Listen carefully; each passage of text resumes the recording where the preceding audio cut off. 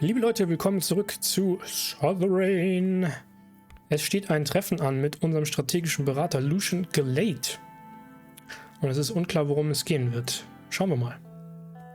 Lucian scheduled some time with me to discuss the potential political repercussions of the upcoming economy meeting. Ah, okay, ich hatte schon gedacht, es könnte vielleicht um die Parlamentsmehrheit gehen oder um den konservativen Backlash oder vielleicht sogar das Militär. He arrived on time as usual and took his seat right across from me. Good morning, Mr. President. Lucian had dark circles below his eyes. The plethora of political developments must have been weighing even on a workaholic like him. Are you getting enough sleep, Lucian? I'm trying to.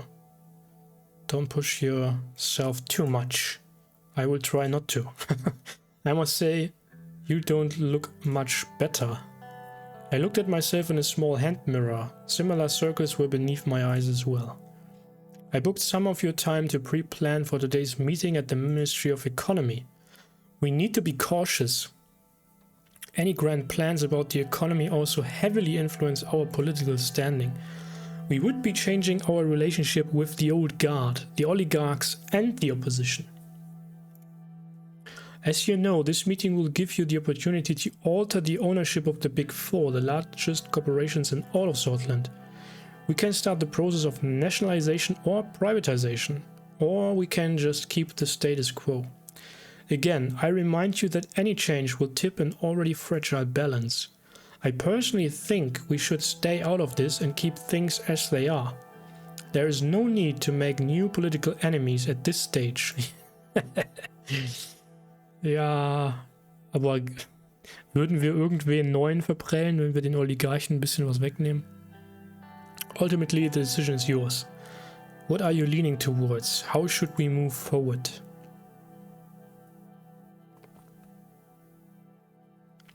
Ja, ich würde gerne...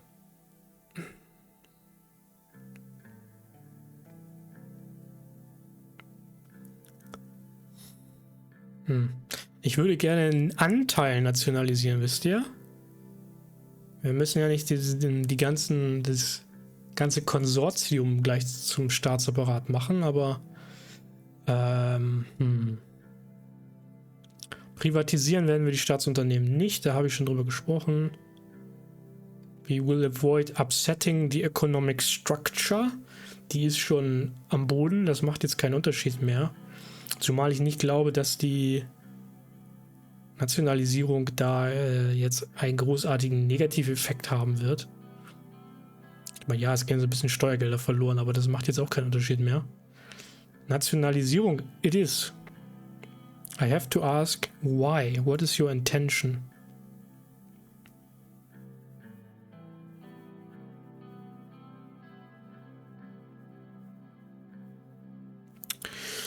Die Antwortmöglichkeiten gefallen mir jetzt überhaupt nicht, muss ich sagen, aber es gibt natürlich kein Zurück. Also, I cannot allow a major part of the country to run without my input. Darum geht es natürlich überhaupt nicht. Ich will keine Präsidialdiktatur errichten hier. The oligarchs must submit to me. Klingt ein bisschen nach Russland. Truth to be told, I don't care what anyone thinks. I will do what I believe in. Ja, das stimmt natürlich schon so ein bisschen. Zumindest das Letztere. Das I don't care jetzt nicht so unbedingt, aber...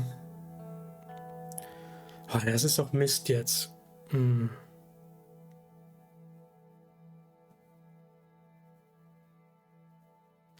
Vor allem geht es ja nicht um mich als Präsidenten, sondern es geht ja um den Staat.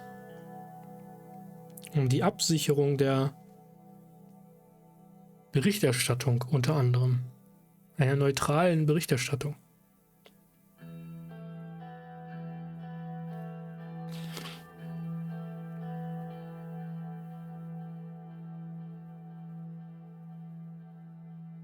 Mal abgesehen davon, dass ich natürlich der Meinung bin, dass die Oligarchen nicht quasi eine eigene Macht im Staat sein dürfen, die an politischen Systemen vorbei operiert. Aber das ist nochmal eine andere Frage. Das hat auch mit der Unterwerfung unter den Präsidenten nichts zu tun. Da geht es generell um das politische System.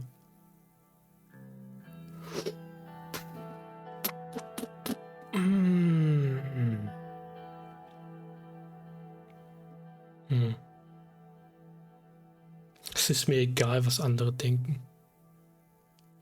Es stimmt halt beides nicht. Aber deuten wir das mal so, dass es nicht um den Präsidenten, sondern um die Staatsinstitutionen geht. Ja, denen müssen sich die Oligarchen natürlich unterwerfen. It's true that the more control we have, the better. Ja, darum geht es aber gerade nicht. Your administration still bears responsibility if we let the oligarchs determine the course of the country. I have to remind you that nationalization goes against your initial plans for a market economy. We might lose support. Lucian took a note in his notebook. I received a report from the Ministry of Economy that may impact your decision. Unfortunately, we have missed our government budget targets for the current quarter. Ja, erzähl mir mehr davon. The plan to change the ownership of important assets could help us generate much needed resources to further improve economic development before the next election. It's just something to consider, as is our relationship with the oligarchs. We might be aiming for nationalization, but we need to remember that they only care about their own profits. Unfortunately, we aren't on good terms with them. This situation has been obstructing some of our efforts in the economic recovery. If our nationalization plan hurts their assets too much, we may end up at war with the men who control much of the economy. Ah ja, jetzt kommen wir zu dem Punkt, zu dem ich eigentlich will. Also, wir wollen die Lothar Group nicht zu unserem Feind, das wird die Wiederwahl gefährden. Das ist völlig egal. Alle Maßnahmen, die wir getroffen haben, gefährden unsere Wiederwahl. Darum geht es uns überhaupt nicht. Das ist nicht unser Projekt. Die Oligarchen müssen zerstört werden. Ja. Die Frage ist, wie schnell, wie unmittelbar will man das machen? If we nationalize only part of their companies, perhaps we can avoid confrontation. Das wäre eigentlich mein aktueller way to go. Ja, wir müssen gerade mal gucken, welche Firmen da jetzt genau betroffen waren. Businesses. Ach, das sind Charaktere.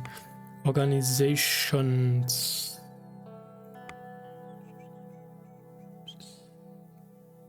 Ist das hier aufgeführt bei The Lothar Group? Nein. Corporations, da. Also, Niedermining Group, die ist im Staatsbesitz, nicht wahr? Ja, nationalisiert 33 bei Takin Seoul. Größte Kohle, Gold und Diamanten Abbaufirma. Okay.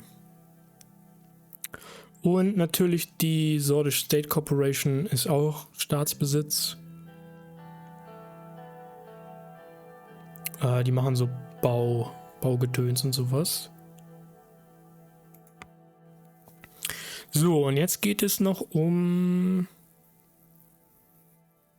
HOS. Das ist dieses Medienkonglomerat. Auch wenn sie in nahezu allen Wirtschaftszweigen involviert sind, but only have a monopoly in the media industry. Genau, dieses Monopol müssen wir brechen, beziehungsweise müssen sicherstellen, dass sie kontrollieren Sordland Today und Swedish Broadcasting Corporation, dass wir neutrales Staatsfernsehen etablieren, auch als Teil sozusagen der Bildungsreform und dieses gesamten Demokratisierungsprozesses.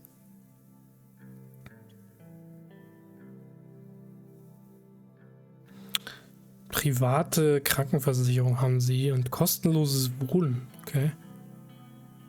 Das ist ja mal interessant. It still remains a behemoth that can influence the economy as well as the perception of society on certain issues. So sieht's aus. Und was war der vierte? War das Underhall? Ist Underhall da beteiligt? Weiß ich jetzt gerade gar nicht. Kann sein, dass Underhall mit von den Entscheidungen betroffen ist. Und bei Chris Shah. Bei 50% gehören Walter Tusk, genau, der Sprecher der Leatherberg Group ist. Und was schon gegen geltendes Recht verstößt, aber ignoriert wurde. Real Estate. Ja, die bauen Häuser und vermieten, verkaufen Häuser und so ein Zeug. Und natürlich, sag mal, staatlicher Wohnungsbau ist schon auch ein Projekt, das mir nicht unsympathisch ist. Also, vielleicht können wir einen Teil der Firmen nationalisieren. That's the only kind of nationalization they would accept. I'm sure that Tusk will have further requests afterwards, though. Some of my connections indicate that there seemed to be a contest for leadership in the Leatherberg Group. Haben wir schon von gehört. It looks like Marcel Coronti is making moves to become the key figure. Coronti probably wants his father's seat as the head of the group, and Tusk doesn't want to let go of it. It is a significant power struggle, considering these are the heads of Sordlands' two largest private corporations. Because we are going down the path of nationalization, we will have the power to tip the balance towards either side. Since you've already made the decision to nationalize, you need to be decisive in your follow-up actions. Did Marcel or Tusk contact you? I received a call from Marcel. What did he ask for? He wanted to make a deal to leave HOS untouched. And then I have all under control.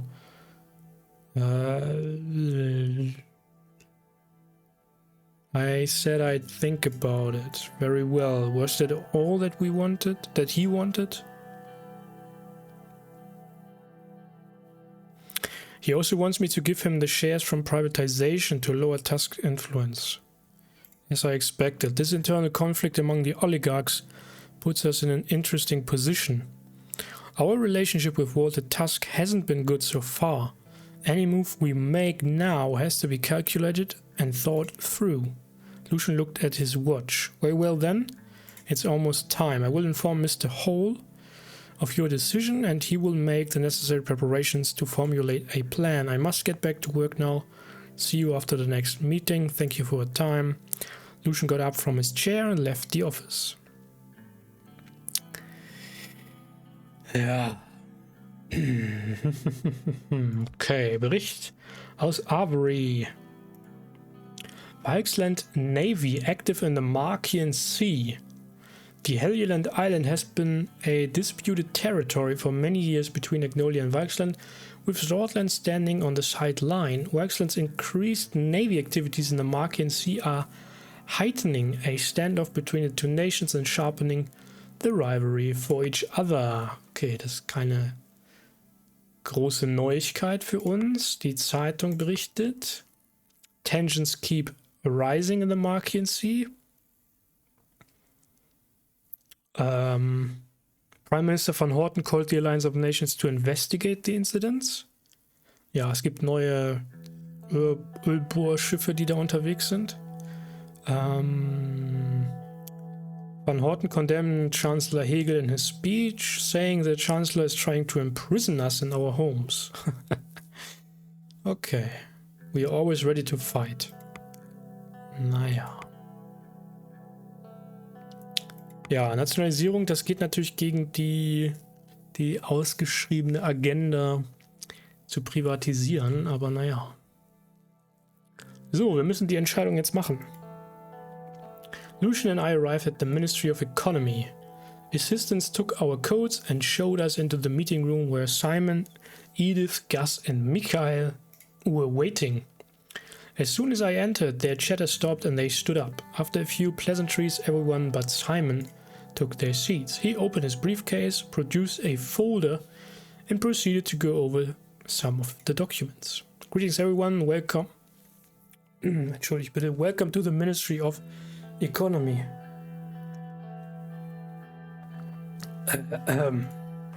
Without further ado, we are here today to discuss our economic move towards nationalization. Both Michael and Edith had their arms crossed and frowns on their faces. They were listening intently.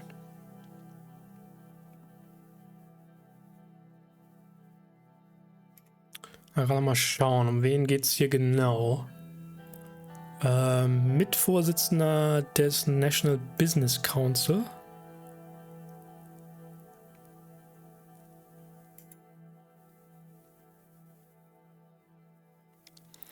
Und das wiederum ist eine Regierungsorganisation, in der die meisten führenden Leute aus der Wirtschaft organisiert sind. Um mit der Regierung zu kooperieren.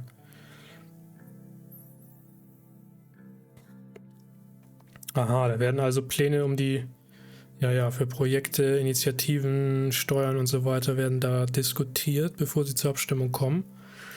Und Edith, ist die Präsidentin der Zentralbank.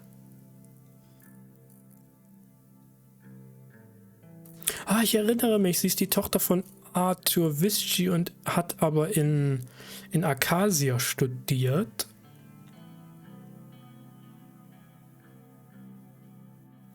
Ja, sie ist so, das wird hieraus geht das nicht ganz eindeutig hervor. Wir hatten schon mal mit ihr zu tun. Es scheint so ein Mittelding zu sein. Also Acacia ist ja, sagen wir mal, hardcore kapitalistisch. Da hat sie studiert, trotzdem scheint sie so ein bisschen Richtung, weiß ich auch nicht, sozial, also zumindest nicht neoliberal, hardcore kapitalistisch scheint sie nicht zu sein. Gegen Nationalisierung aber scheinbar schon. Naja. Mr. President, before you arrived, certain individuals in this room were voicing their opinion against the nationalization plan, especially since we were initially going down the path of market economy. Ja, weil wir es leider ja nicht anders auswählen konnten. But as I understand it, your decision has already been made. Which certain individuals were those? Ich meine, es ist offensichtlich, dass die beiden dagegen sind. Das heißt, wir müssen sie jetzt nicht rauspicken. Man könnte... Jetzt ist die Frage, kann man dann jetzt, wenn er das jetzt benennt, dass es Michael und Edith waren, können wir sie dann überzeugen? Autoritär müssen wir jetzt nicht auftreten. Ich will sie ja nicht bloßstellen. Ich würde halt gerne mit ihnen ins Gespräch darüber kommen. Me and Edith, Mr. President, sagt Michael. I am very much against the nationalization plan. Too bad, your opinion doesn't matter. Warum bist du dagegen? It's simple. Nationalization could provide an improvement in terms of our economic development in the next year or two. But in the long term, you are losing people's trust. What? Without trust, there can be little trade, especially if the government excessively nationalizes entire industries. Haben wir ja nicht vor. Besides, it will cost us a proportional amount of government budget to nationalize. Warum denn das?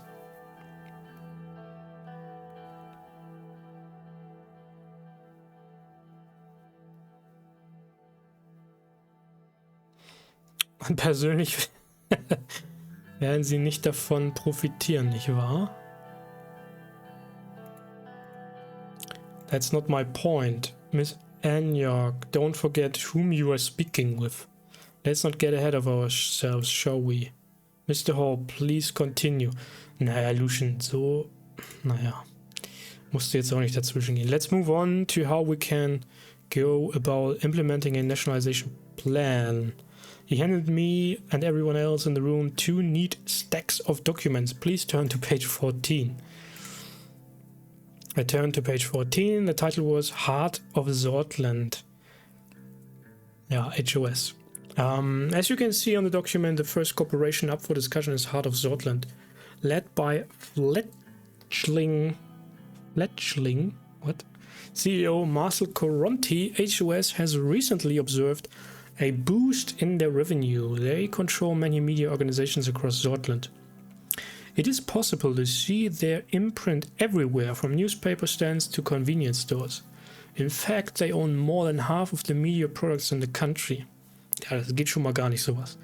We all know how much of an effect media has on politics. That is the reason I think if we are to nationalize any corporation, OGS should be our target. Da bin ich vollkommen bei dir, Simon. I must add that I myself am against fully nationalizing any of these companies in principle. Da bin ich auch dagegen. However, we could partially move to ownership of HOS to the state, gaining access to the income to help end the recession and provide for our citizens. Richtig, richtig. I'm inclined to agree with you from a political perspective. However, if we are going to nationalize HOS, I think we should go all the way and fully move its ownership to the state. Was? Lucian, was ist denn mit dir los?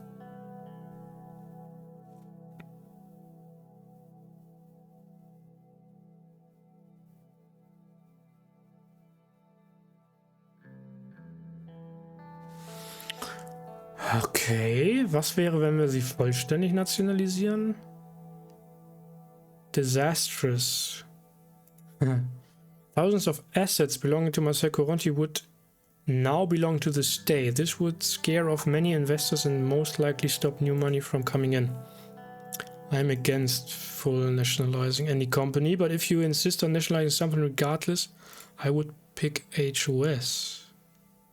Warum? Marcel Coronti is growing too powerful too fast.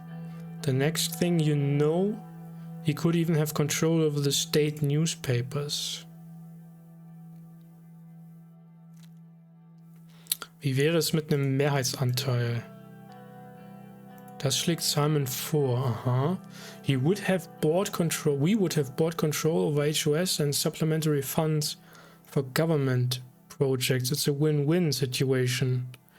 Theoretically, but we would still be making an enemy out of Marcel Coronti. He wouldn't be as powerful, of course, but I believe it's safer to move him off the chessboard entirely. Was ist, wenn wir einen Minderheitenanteil nehmen? At first glance, a minority share might make sense. However, I don't think it's a good idea. It would only serve to make Coronti angry at the state while retaining enough power to damage us. In the case of HOS, I do agree. Okay, also sie wollen tatsächlich HOS vollständig verstaatlichen. Damit hätte ich jetzt überhaupt nicht gerechnet. Und zwar sogar Michael.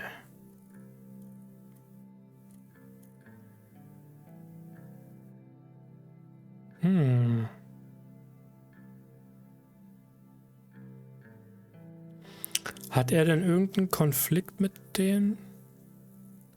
Er hat bei Gasom gearbeitet, für die OMEC gearbeitet.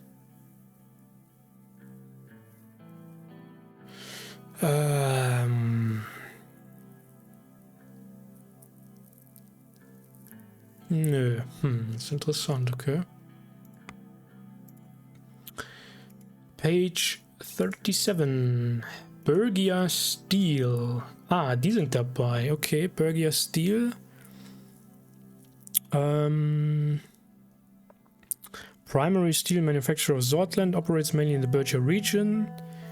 It also works in steel construction projects and highly successful due to the experienced architects and engineers. Has been contracted by Welt for several works close to the Swedish border, and this had led many to increase investments and trust due to its potential to rival the state corporations, which mainly dominate the public sector contracts. Walter Tusk owns a majority stake. Ja, mal wieder. Das ist die größte private Gesellschaft. Aha. It's led by current CEO and Leatherberg spokesperson Walter Tusk. I believe all of us in the room are familiar with him in one way or another. What can I say? They have been widely successful since their founding. They have achieved renown not only in Sordland but worldwide. I believe we shouldn't attempt to break something that is already working. I'm against the nationalization of Bergier steel. Not to mention any amount of nationalization would be disastrous. Much of our steel trade is reliant on their manufacturing capabilities. Any sudden change there would be like throwing a screwdriver in the working engine. And no matter what, we should refrain from nationalizing them. It could result in an economic crisis. I don't have so strong of an opinion, but I will say that nationalizing both Bergier Steel and HUS would be quite unwise. Was würde passieren, wenn wir sie vollständig nationalisieren? They are quite literally the backbone of Sordland's private economy. If you do this, you will anger many powerful people. Trust me, you don't want that.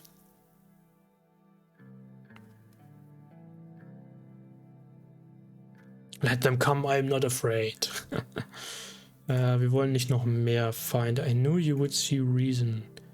Was wäre, wenn wir einen Mehrheitsanteil nationalisieren? This is of course a better option than full nationalization, but that doesn't mean you would not face adversity. A majority share means Bergier Steel would experience a massive drop in status. This would surely anger a man like Walter Tusk. Überraschung. And if I may make an understatement, he is not a forgiving man. Ja, das wissen wir schon.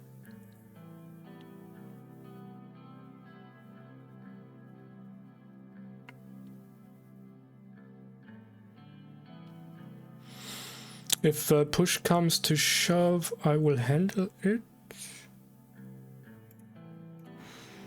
It's the administration I'm worried about, not only you. Okay, und wie sieht's mit dem Minderheitenanteil aus? I'm against making changes, sagt Simon, das ist unser Wirtschaftsminister. We should leave the company as is. I tend to agree, but only because HUS is the weaker of the two, and it's less risky to deal with them as opposed to the giant like Bergier Steel. Und die anderen beiden haben keine Meinung dazu, huh?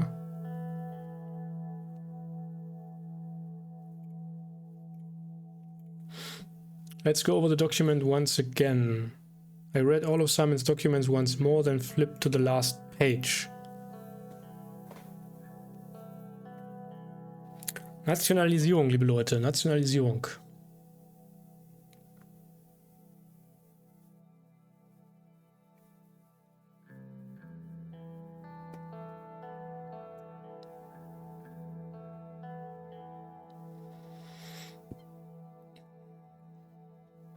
Also die Mehrheit der Wirtschaftsmenschen war dafür, dass wir Heart of Sordland vollständig nationalisieren, um Coronti aus dem Spiel zu nehmen. Mein Anliegen war eigentlich Minority-owned bei beiden zu machen. Was aber eventuell sogar dazu führen könnte, dass sie sich beide natürlich verschwören gegen uns.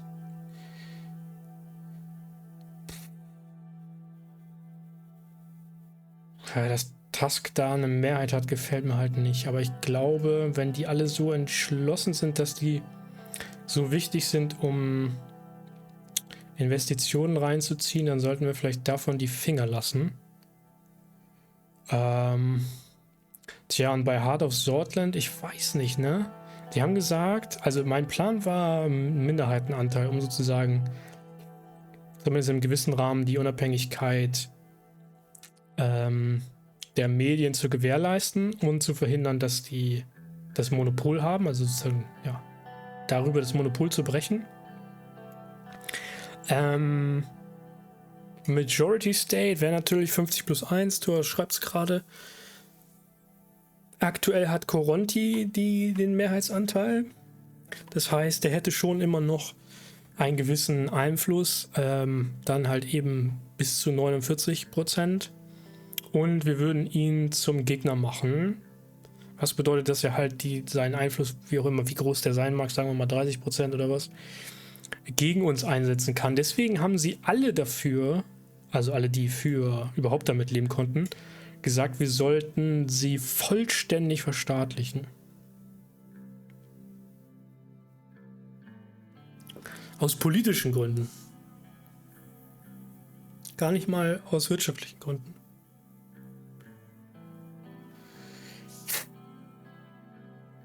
Der Hintergrund ist auch, Coronti hat ja gesagt, er will, dass wir vollständig die Finger von Heart of Sordland lassen.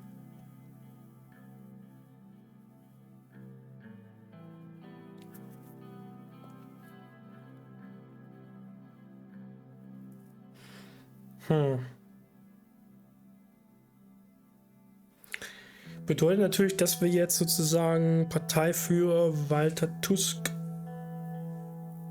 wie auch immer, ergreifen, mehr oder weniger, indem wir ihn in Ruhe lassen. Ich meine, wir haben vorher einige Entscheidungen, die wir vorher getroffen haben Tusk natürlich auch getroffen.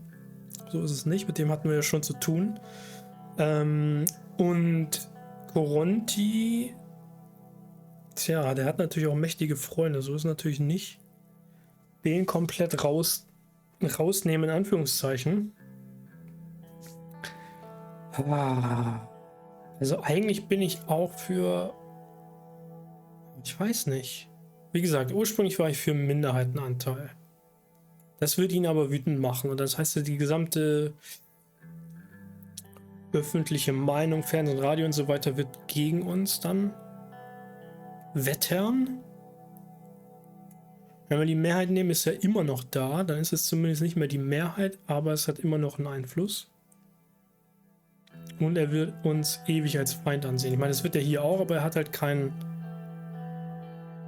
Machtpotenzial mehr, zumindest kein direktes. Die Frage ist, was wird das kosten, ne? Vollständige Verstaatlichung. Wie weit wird das Budget noch weiter runterdrücken? Wobei wir natürlich, das hat sie auch gesagt, die Chefin der Zentralbank, das wird uns mindestens kurzfristig Einnahmen bescheren, obwohl wir wir müssen Ausgaben tätigen natürlich, um den Verlust zu erstatten, wie auch immer. Eine Abfindung zu zahlen wahrscheinlich. Jedenfalls wurde das impliziert oder erwähnt. Aber es wird uns auch wieder Gewinn reinbringen.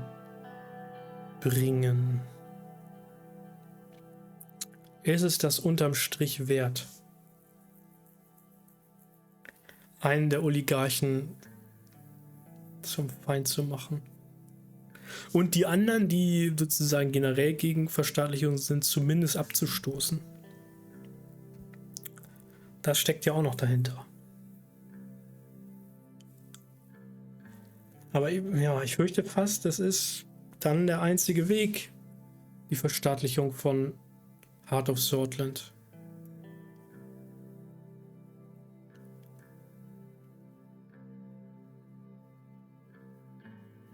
Minority State wird ihn komplett gegen uns aufbringen. Majority State wird ihn als dauerhaften Feind erhalten. Mit Potenzial.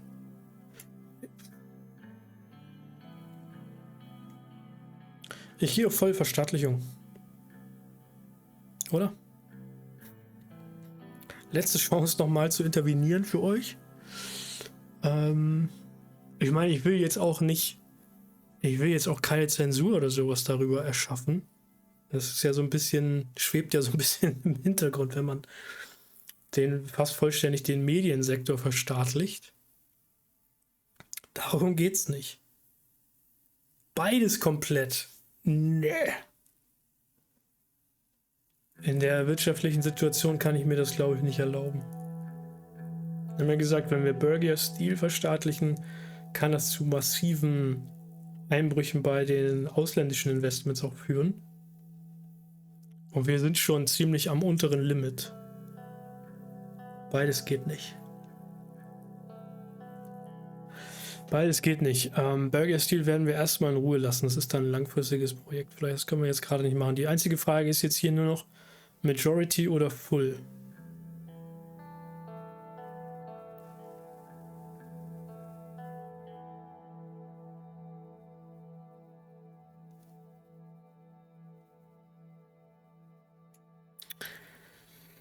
Full ist für Full Nationalization. Ja, dann machen wir das, komm. Are you sure? Es gibt keinen Weg zurück, Leute.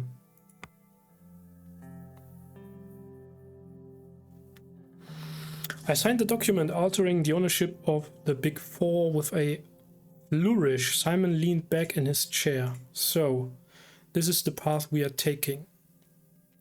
Although I'm very much against the nationalization of any company, I'm glad you at least chose to leave Bergier Steel alone, sagt Michael. If I were Mr. Tusk, I would be very happy with this decision, right, Edith? She chuckled. For sure. This has been a fruitful meeting. Naja, kann man jetzt so oder so sagen, ne? Now we must look into implementing these changes. Before you start that discussion, I'm afraid Edith and I will have to leave.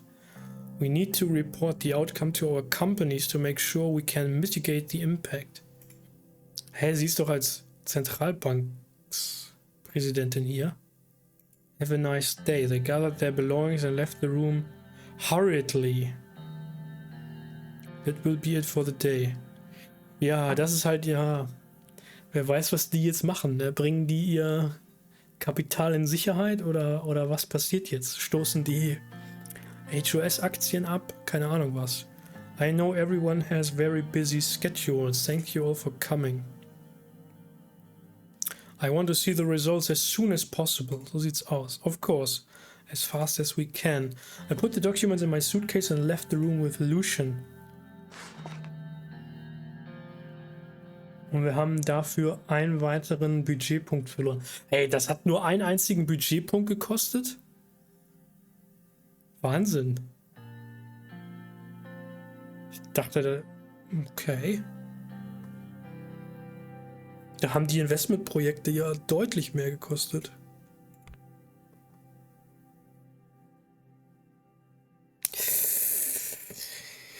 Die Nachrichten schreiben noch nicht darüber. Also es stehen zwei sehr wichtige Dinge an, Leute. Einmal dieses blöde Sprachgesetz und dann das Ergebnis der Wirtschaftsdirektive. Und das schauen wir uns dann in der nächsten Folge an. Bis dahin wünsche ich euch vielmal alles Gute und bis dann. Euer Jan.